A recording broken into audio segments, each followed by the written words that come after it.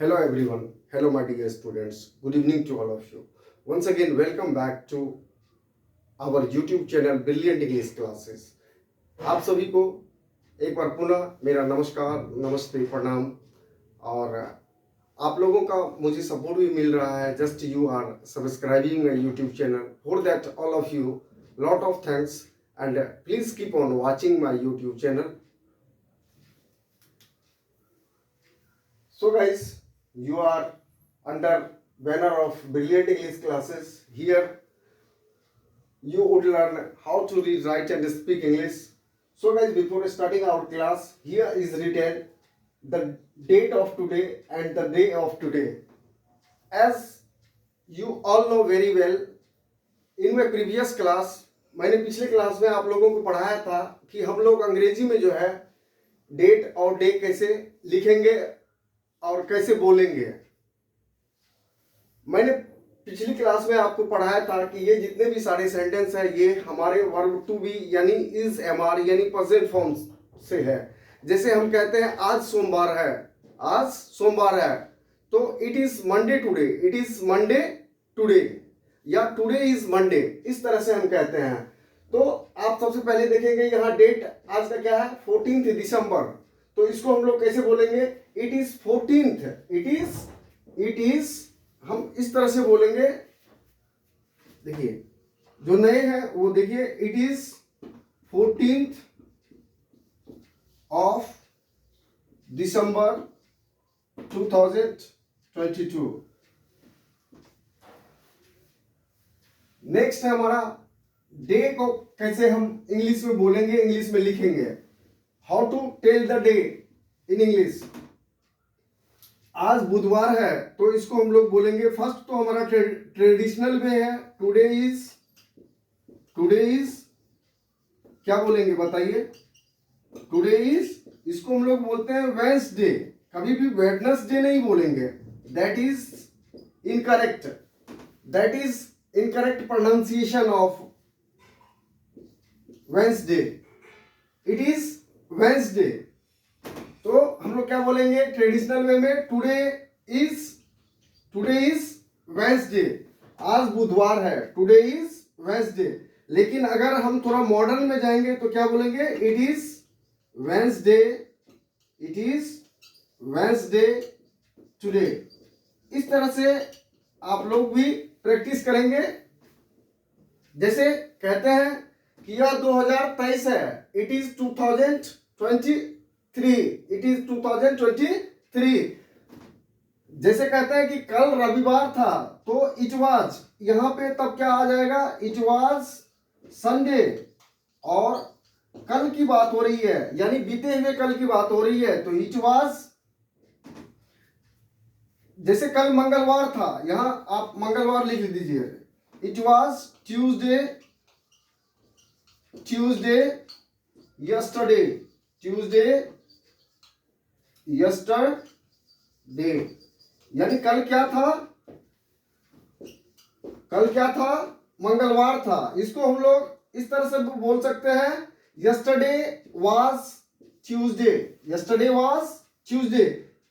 या इस तरह से बोलेंगे, इट वाज ट्यूसडे यस्टरडे। जैसे कहते हैं कि कल गुरुवार होगा, तो अब होगा के लिए क्या करेंगे हम लोग, यहाँ पे विल बी का यूज करेंगे। विल बी होना, टेक प्लेस, अकर, हैपनिंग। तो कल क्या होगा, बुधवार होगा तो इट विल बी, कल गुरुवार होगा it will be Thursday, it will be Thursday. इसको हम लोग क्या बोलते हैं, थर्सडे। अब कल होगा तो यानी टुमारो, आने वाले कल को हम लोग क्या कहते हैं, टुमारो। और बीते हुए कल को यस्टरडे। अंडरस्टैंड।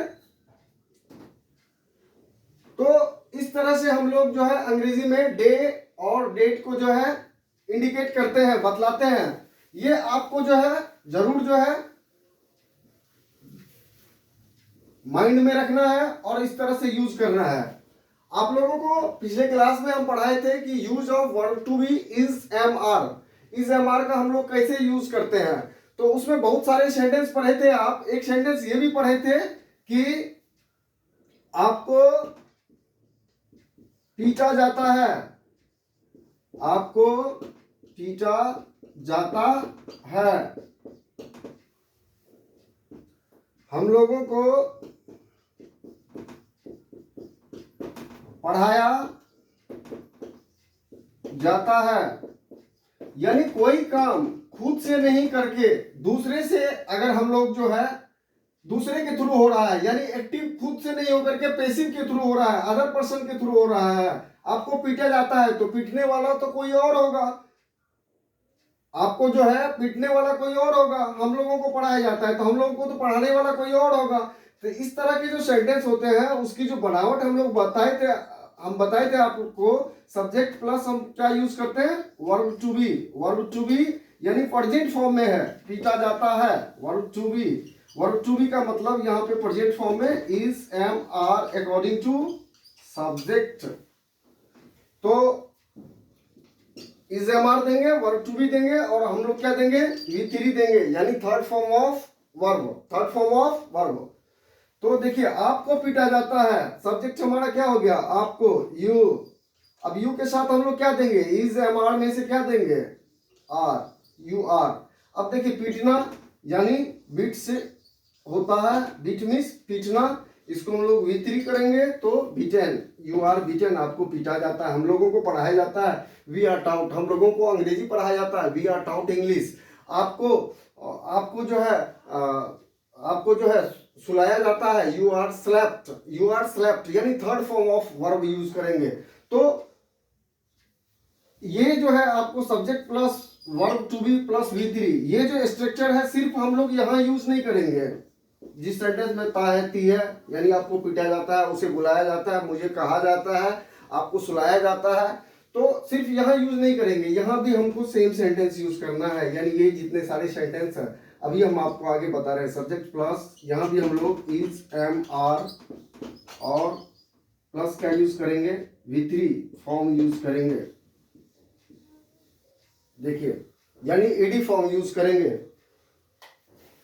जैसे सेंटेंस है हमारा पहला, देखिए वह आश्चर्यचकित है, वह आश्चर्यचकित है, आश्चर्यचकित है, मैं संतुष्ट हूं, वे लोग असंतुष्ट है, आप उब गए हैं या मीना उब गई है, हम लोग अभी थके हैं, मैं खुश हूं लेकिन संतुष्ट नहीं हूं, अगर मैं संतुष्ट नहीं हूं मुझे रिफंड मिलेगा। इस तरह के सेंटेंस को देखिए हम लोग कैसे बनाते हैं।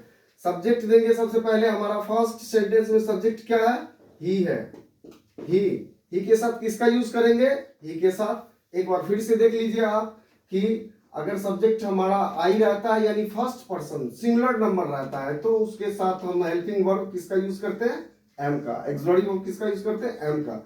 अगर सब्जेक्ट हमारा यू है, ये हमारा सिंगुलर और प्लुरल, सिंगुलर और प्लुरल, ये सिर्फ सिंगुलर है, तो हम लोग किसका यूज करते हैं, आर का। और जब हमारा जो है सब्जेक्ट ही, सी, इट और कोई भी सिंगुलर नेम जैसे राम, श्याम, मोहन अगर रहे, तो उसके साथ हम लोग किसका यूज करते हैं, हमेशा वर्ब का जो यूज करते हैं, इज का।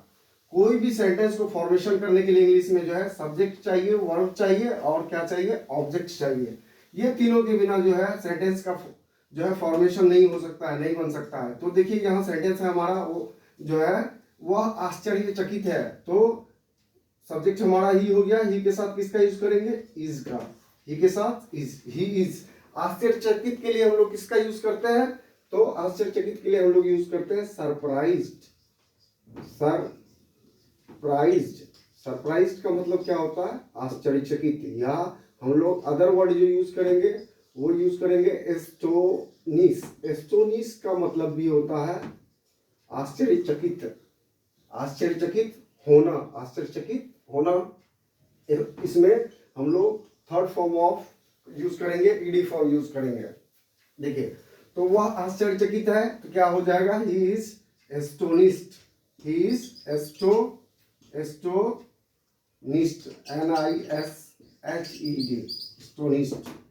या ही इज सरप्राइज्ड, मैं संतुष्ट हूं। नेक्स्ट सेंटेंस, मैं संतुष्ट हूं, आई के साथ एम, आई एम क्या हूं, संतुष्ट हूं। सेटिस्फाइड, satisfied, मैं क्या हूं? संतुष्ट हूं। आई एम सेटिस्फाइड, मैं संतुष्ट नहीं हूं। I am not satisfied, I am not satisfied. क्या आप संतुष्ट हैं? Are you satisfied?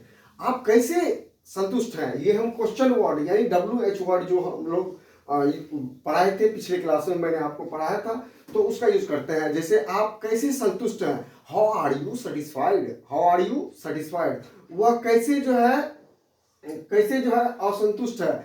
How is he dissatisfied. Dissatisfied का मतलब होता है असंतुष्ट। तो यहां देखिए आप कि मैं संतुष्ट हूं, आई एम सेटिस्फाइड, मतलब मैं क्या हूं? संतुष्ट हूं। तो इसको हम लोग क्या बोलते हैं? अकॉर्डिंग टू मॉडर्न इंग्लिश इसको आम बोलते हैं। क्यों बोलते हैं? क्योंकि आई और इसको शॉर्ट फॉर्म में लिखेंगे। ये अभी फुल फॉर्म में है। फुल फॉर्म का मतलब होगा पूरा रूप में है। अगर शॉर्ट फॉर्म में जाएगा, लघु रूप में जाएगा, छोटा रूप में जाएगा, तो ये क्या हो जाएगा? आम। इस तरह से लिखा भी जाएगा और इस तरह से पढ़ा जाएगा, यानी आम सेटिस्फाइड, आम सेटिस्फाइड। तो इसलिए कहते हैं आम आम आम फाइन, मैं ठीक हूं। इस तरह से होता है। देखिए, वे लोग असंतुष्ट हैं। नेक्स्ट सेंटेंस है हमारा, वे लोग असंतुष्ट हैं, तो क्या हो जाएगा? दे आर असंतुष्ट। आपको बताया सेटिस्फाइड, सेटिस्फाइड का मतलब क्या हो गया?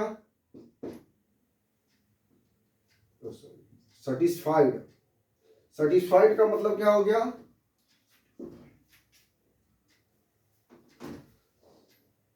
संतुष्ट।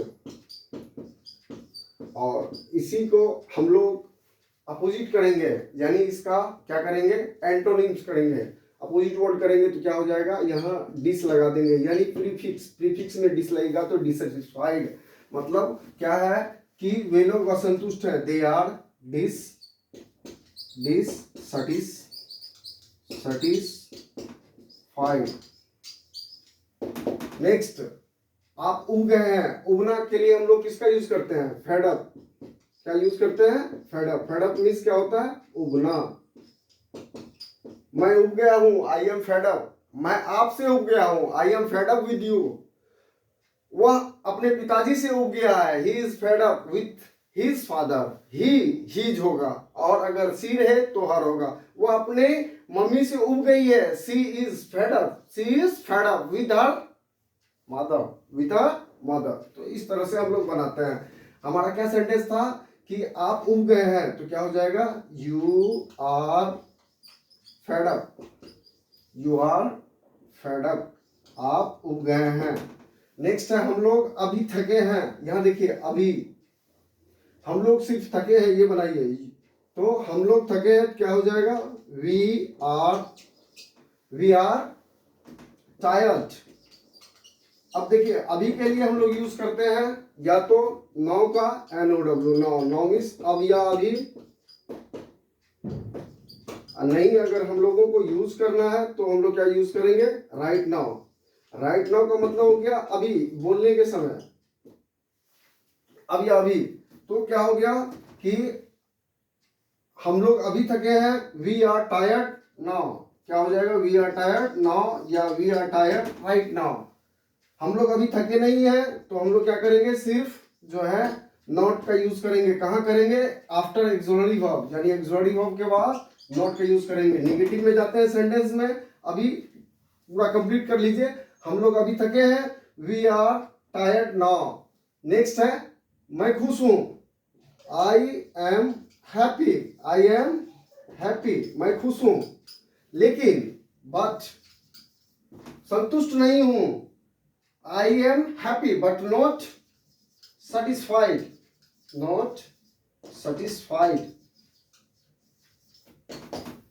नेक्स्ट, अगर मैं संतुष्ट नहीं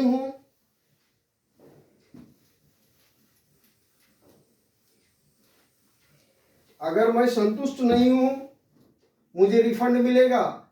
if I am not satisfied,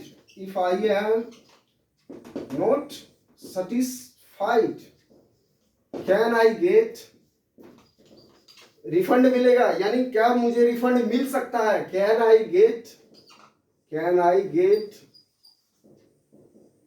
can I get a refund?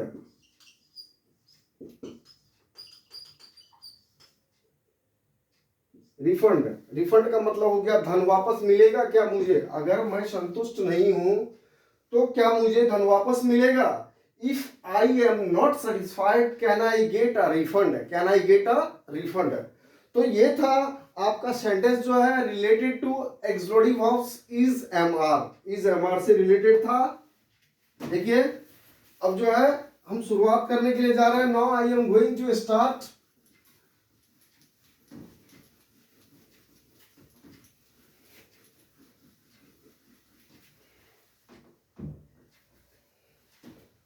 Next, our next auxiliary verb. In my previous class, I have also taught you use of was and were, यानी past form of is mr। is mr के past form का जो है was were का हम लोग कैसे use करते हैं, कहाँ यूज करते हैं, ये मैंने आपको पिछली क्लास में ऑलरेडी पढ़ाया है, जो कि आप मेरे YouTube वीडियो पे जाके देख सकते हैं। देखिए आज मैं now I am going to teach you related to have.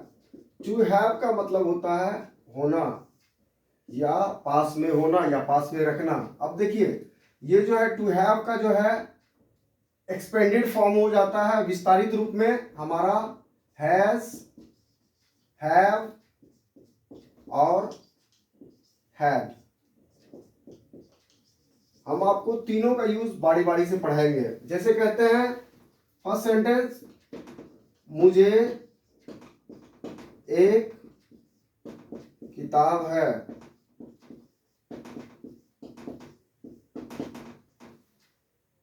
Next, उसे कलम नहीं है। पहले पॉजिटिव सेंटेंस देख लीजिए, उसे कलम है। नंबर 3, उन लोगों को एक गाय है। आपके पास मुझे देने के लिए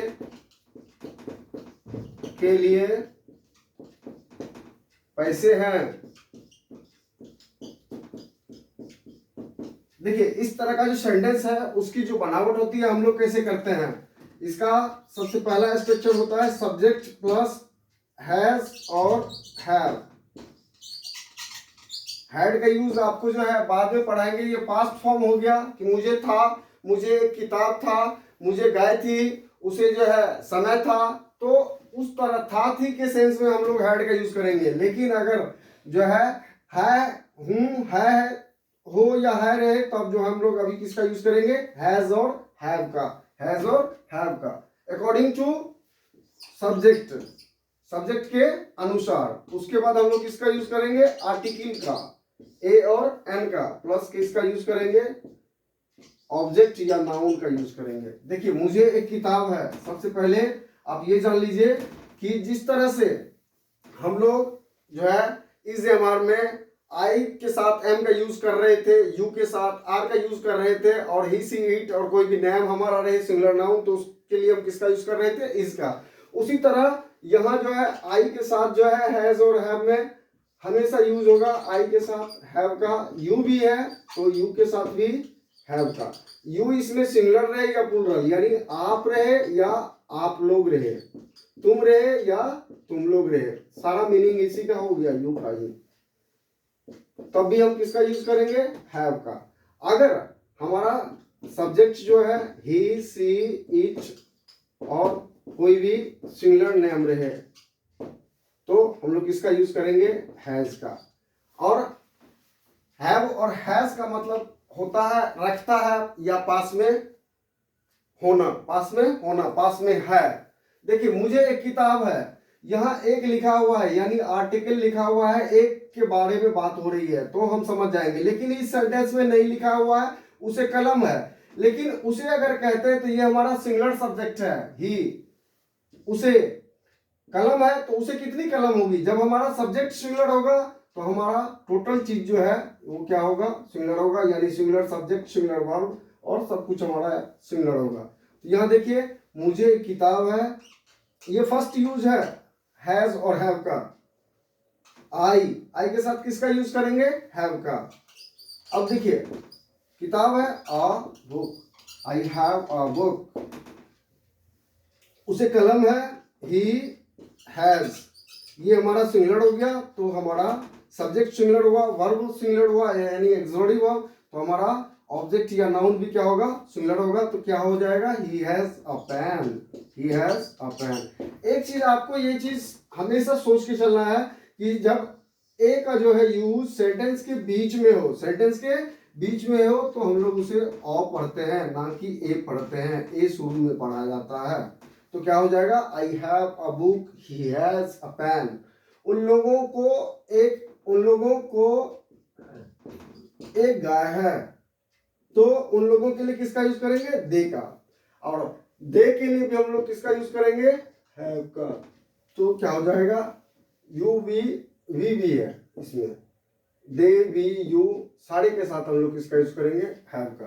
तो यहाँ देखिए, दे हैव क्या हो गया हमारा, दे हैव, उन लोगों को क्या है, उन लोगों को एक गाय है, they have a cow. Next sentence है, आपके पास मुझे देने के लिए पैसे हैं, यू हैव, आपके पास है, यू हैव क्या है, पैसे, मनी, यू हैव मनी। अब ये मनी जो है हमारा नाउन जो है, वो हमारा काउंटेबल भी हो सकता है, अनकाउंटेबल भी हो सकता है, लेकिन हम लोग किसका यूज करेंगे, ए एन का यूज नहीं करेंगे बिफोर मनी। नेक्स्ट है, आपके पास पैसे, आपके पास पैसे, आपके पास मुझे देने के लिए पैसे हैं। अब देखिए, देने के लिए किसका यूज करते हैं, पढ़ने के लिए, आने के लिए, जाने के लिए, दौड़ने के लिए, देखने के लिए। तो सारे में हम लोग या तो टू प्लस बी वन का यूज करेंगे। जैसे देखिए, हमारा यहाँ है देने के लिए, तो क्या हो गया, to give, to give, to give. अगर ये नहीं यूज करते हैं तो हम लोग किसका यूज करेंगे, फॉर गिविंग, यानी फोर प्लस बी फोर का यूज करेंगे। तो आपके पास मुझे देने के लिए पैसे हैं, you have money, you have money, आपके पास पैसे हैं। मुझे देने के लिए, मुझे देने के लिए, तो देने के लिए आप देख लीजिए, टू गिव या फॉर गिविंग मी। तो मुझे यहाँ एक चीज छूट रहा है, मुझे ऑब्जेक्ट। तो you have money to give me, to give me, या you have money for giving me.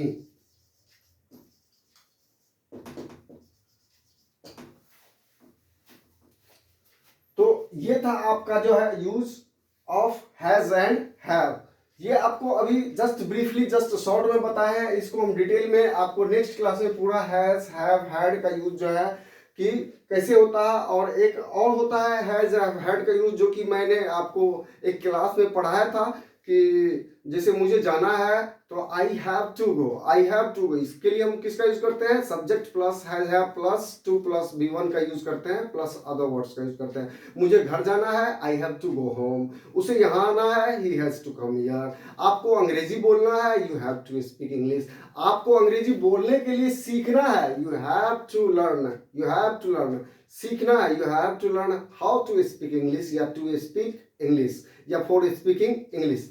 तो इस तरह से आप जब हिंदी से अंग्रेजी ट्रांसलेट करना शुरू कर देंगे, जब आप जो है पढ़ना शुरू कर देंगे, और जब आपको सेंटेंस का फॉर्मेशन खुद से करने के लिए हो जाएगा कि हिंदी से अंग्रेजी हम लोग कैसे फॉर्मेशन करते हैं, कैसे उसको ट्रांसलेट करते हैं। और सबसे बड़ी बात है कि अगर if you want to speak English, अगर आप लोग अंग्रेजी बोलना चाहते हैं, तो सबसे पहले आपको जो है शुरुआत करना होगा। You have to start yourself. अगर जब तक आप शुरुआत नहीं करेंगे, वेदर यू स्पीक रॉन्ग और right, that doesn't matter, but please start, you should start. Before starting you can't able to speak English. So guys, that's all for today. आज के लिए बस इतना ही। Very soon I meet you in my next class. तब तक के लिए for then please keep on watching my YouTube channel and thanks to all of you. Good night.